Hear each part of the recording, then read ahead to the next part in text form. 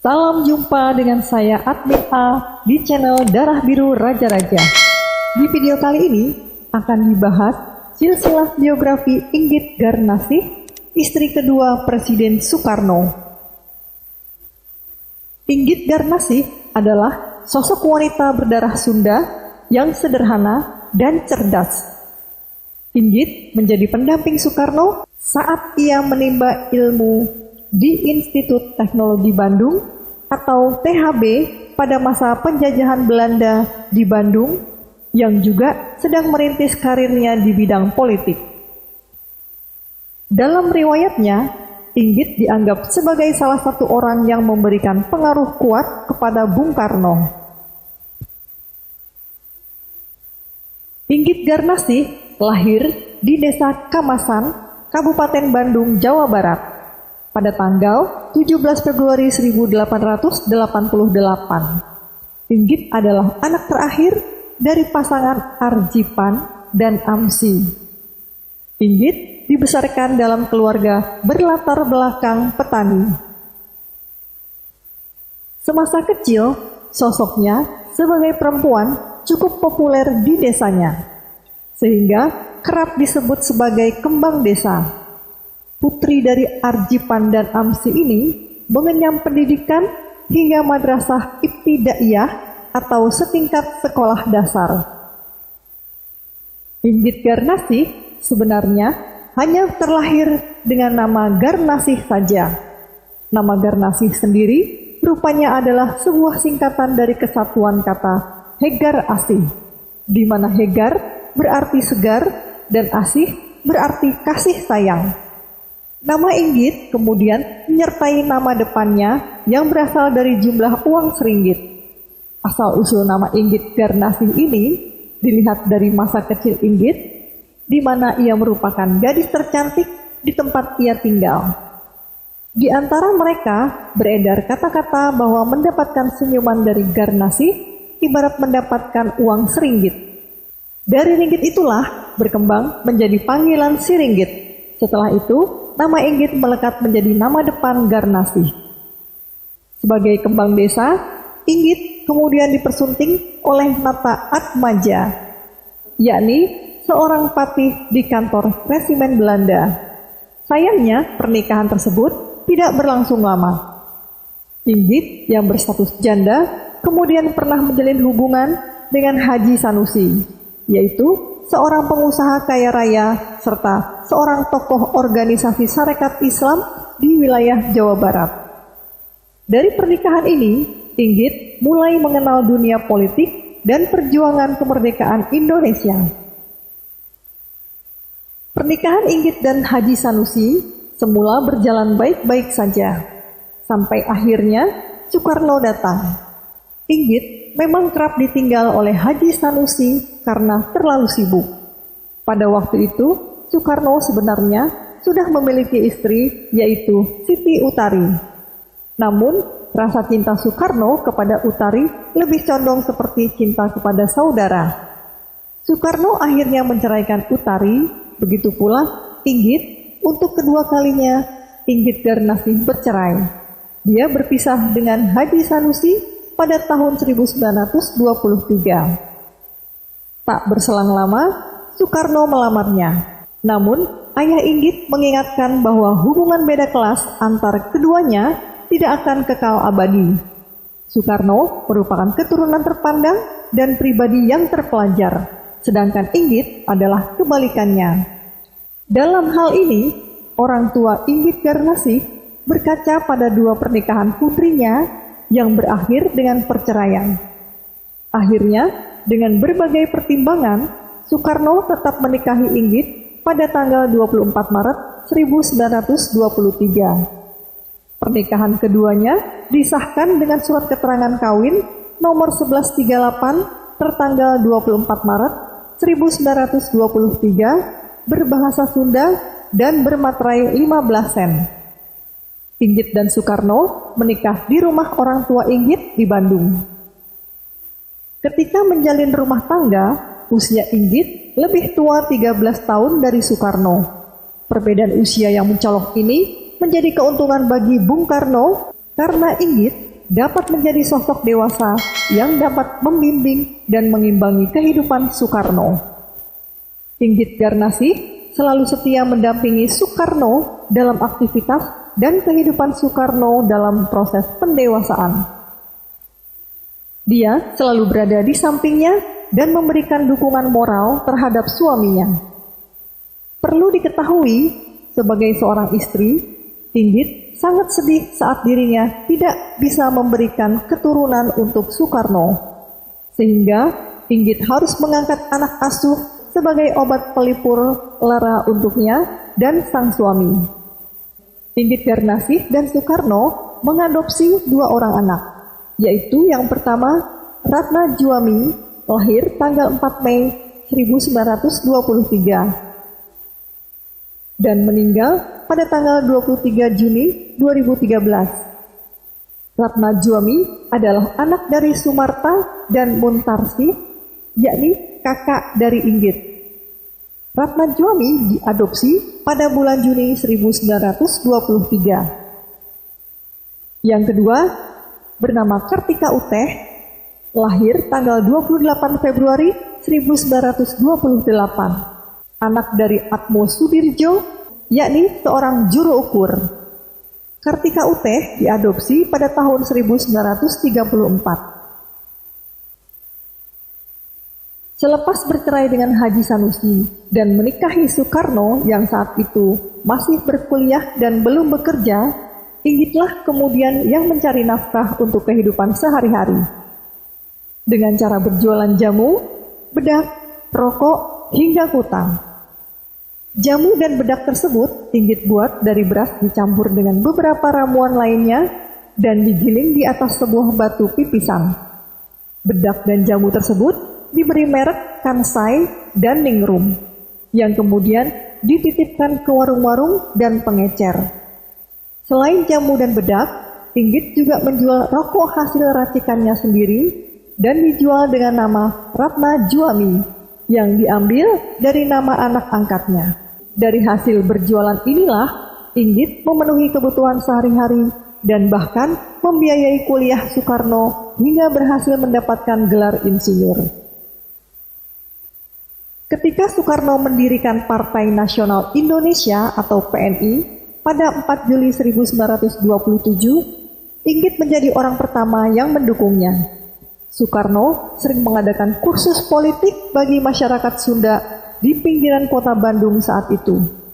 Inggit selalu menemani suaminya ketika sedang mengadakan kegiatan tersebut dan berperan sebagai penerjemah bahasa Sunda bagi Soekarno, sehingga apa yang disampaikan suaminya lebih dimengerti oleh banyak orang. Bahkan, ia rela rumahnya di Bandung dijadikan sebagai tempat deklarasi berdirinya Organisasi Politik Perserikatan Nasional Indonesia. Pada 29 Desember 1929, ketika Soekarno ditangkap di Yogyakarta, Inggit tidak pernah lelah memberikan semangatnya kepada Soekarno. Meski suaminya bolak-balik masuk penjara, Inggit tetap setia pada Soekarno dan rutin mengunjungi suaminya di penjara. Dalam pertemuannya tersebut, jika Soekarno ingin menyampaikan pesan kepada aktivis pergerakan di luar penjara, maka ia akan menitipkannya pada Inggit. Pesan-pesan Soekarno tersebut kemudian Inggit selipkan di dalam lintingan rokok buatannya. Rokok-rokok tersebut kemudian diberi tanda dengan ikatan benang berwarna merah dan hanya dijual kepada aktivis pergerakan. Ketika Soekarno ditangkap dan dipenjara di Bancai, Bandung, Inggit tetap menjadi istri yang setia. Inggit rajin mengunjungi dan mengirim makanan kesukaan Soekarno saat dipenjara. Ketegaran dan kegigihan Inggit untuk menafkahi keluarganya saat Soekarno dalam penjara membuat Soekarno menjadi sedih karena telah melalaikan tugasnya sebagai kepala rumah tangga. Namun, saat Soekarno menyampaikan penyesalannya kepada istrinya, Inggit justru memberi suaminya semangat melalui kelembutan hati dan tuturnya. Tak hanya itu, Inggit juga meringankan beban psikologis Soekarno dengan mewujudkan berbagai strategi. Salah satunya, Inggit menyelipkan uang dalam makanan yang ia beri, sehingga Soekarno dapat mengambil hak-hak istimewa sebagai seorang tahanan. Uang yang didapat, Soekarno gunakan untuk membujuk penjaga, membelikannya koran, dan mengizinkannya membaca buku di perpustakaan. Pada saat Bung Karno sedang menyusun naskah pembelaannya di dalam penjara, Inggitlah yang kemudian membantu Soekarno mendapat pasokan buku-buku yang memperkuat pledoinya. Inggit rela berpuasa, tidak makan nasi selama 3 hari, sampai perutnya benar-benar kurus, agar buku-buku yang ia sembunyikan di balik kebayanya tidak dicurigai oleh penjaga penjara. Dengan kecerdasannya, Inggit juga memberikan kode-kode rahasia tentang situasi di luar penjara. Hal ini dilakukannya melalui telur yang sering diberikan kepada Soekarno. Tidak hanya melalui telur, Inggit juga memberikan kode rahasia melalui Al-Quran yang sering dibawakan untuk suaminya itu. Meskipun Soekarno selalu diawasi oleh sipir penjara, namun Soekarno tetap dapat mengetahui kondisi perjuangan masyarakat di luar penjara. Jerih payah Inggit ini membuat Soekarno berhasil menyusun pembelaannya yang sangat terkenal, yakni Indonesia Menggugat, yang dibacakan di Landrat Bandung pada 18 Agustus 1930. Hal inilah yang membuat semangat Soekarno tidak pernah surut dalam menegakkan perjuangan. Disinilah Inggit menjadi sosok perempuan dengan kecerdasan dan keberanian yang luar biasa. Selepas pembacaan pledoi Indonesia Menggugat, Pengadilan Hindia Belanda memutuskan bahwa Soekarno di penjara Sukamiskin. Walaupun vonis yang dijatuhkan pada saat itu 4 tahun, namun Soekarno dibebaskan setelah 1 tahun di penjara. Saat bebas dari hukuman tersebut, Inggit Garnasih menjadi orang pertama yang menyambutnya dengan sukacita.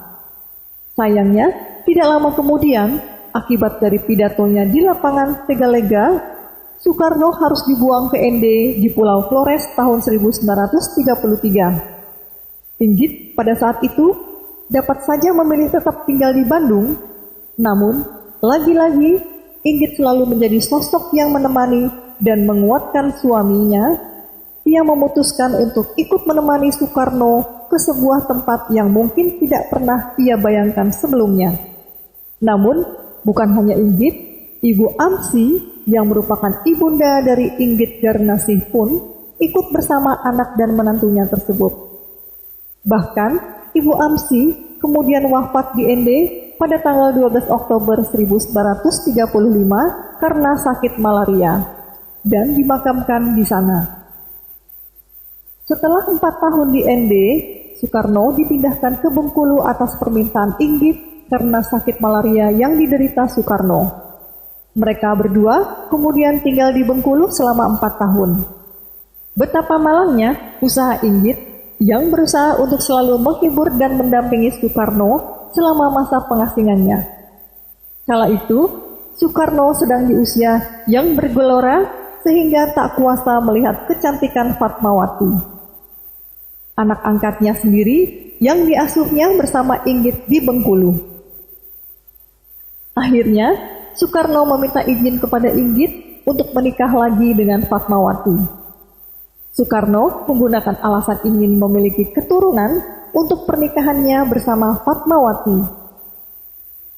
Satu-satunya hal yang tidak bisa diberikan oleh Inggit kepada suaminya dan membuat Inggit sangat sedih.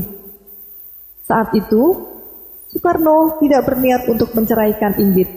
Ia hanya ingin mendapat restu dari Inggit untuk dapat menikah lagi dengan Fatmawati. Karena Soekarno mendambakan seorang anak keturunannya sendiri, Inggit pun sangat mengerti perasaan suaminya. Namun, dengan tegas, Inggit menolak untuk dimadu oleh Soekarno dan lebih memilih untuk diceraikannya. Meskipun sedang sedih, Inggit tetap merawat Soekarno dengan ketulusan hatinya.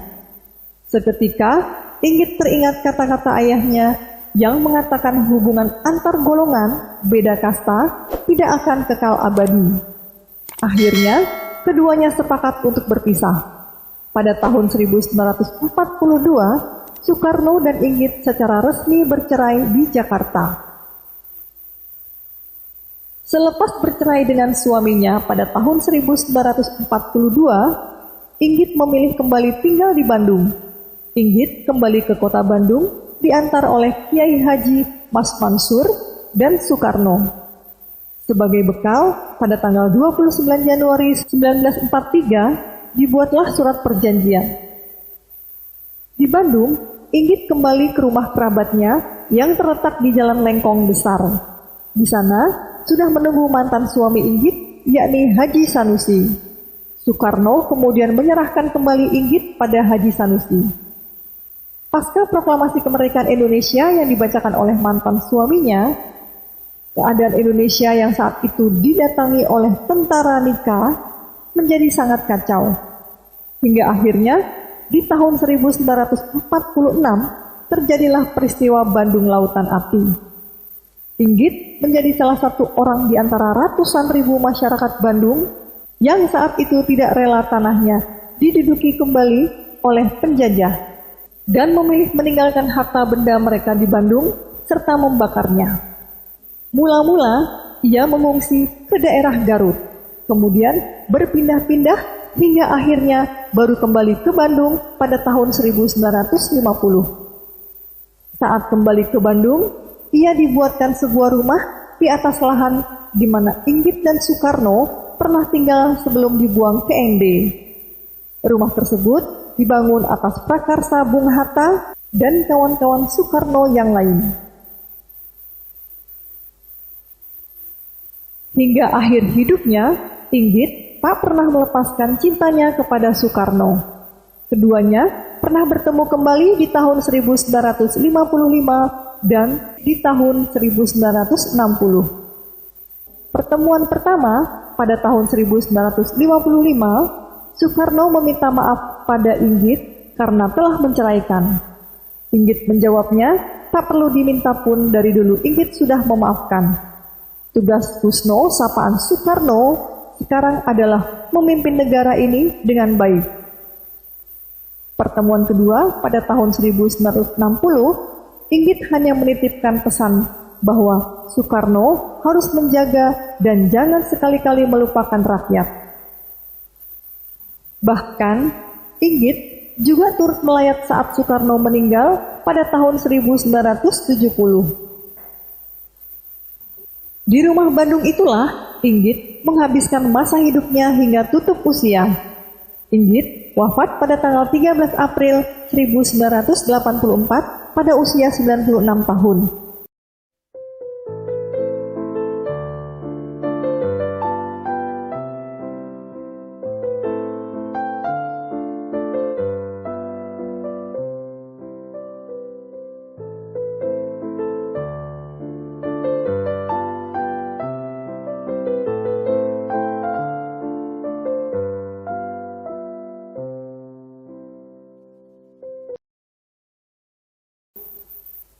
Inggit dimakamkan di tempat pemakaman umum Porip, Kecamatan Babakan Ciparai, Kota Bandung. Makam Inggit terletak di tengah komplek pemakaman Porip, ditempatkan khusus di bangunan seluas sekitar 7 x 4 meter, dikelilingi pagar tembok. Di area tersebut juga terdapat makam 3 kerabatnya, salah satunya adalah anak angkat Inggit, yakni Ratna Juami. Kini, rumah Inggit Garnasih dijadikan sebagai bangunan cagar budaya yang dikelola oleh pemerintah Kota Bandung. Saat ini, Inggit diusulkan sebagai pahlawan nasional oleh Presiden Indonesia kelima, Megawati Soekarno Putri.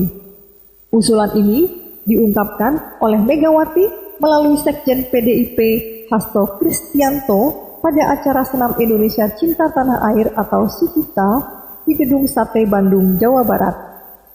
Hasto menyampaikan pesan Megawati kepada Gubernur Jawa Barat, yakni Ridwan Kamil, untuk memperjuangkan Inggit Garnasih sebagai pahlawan nasional. Itulah beberapa peran penting dan perjuangan Inggit Garnasih yang selama 20 tahun menikah dengan Soekarno. Beliau merupakan sosok perempuan tangguh yang tetap mendampingi Soekarno bahkan di masa-masa tersulit sekalipun. Ketika suaminya itu bolak-balik masuk penjara hingga diasingkan. Meskipun namanya jarang disebutkan di buku-buku sejarah, sosoknya selalu ada dalam setiap langkah perjuangan Soekarno dan berhasil mengantarkan suaminya itu ke gerbang kemerdekaan Indonesia. Inggit Garnasih adalah ibu bangsa. Demikianlah silsilah biografi singkat Inggit Garnasih yang bisa disampaikan. Semoga bisa menambah ilmu pengetahuan bagi yang menonton video ini. Sampai jumpa di video selanjutnya. Terima kasih.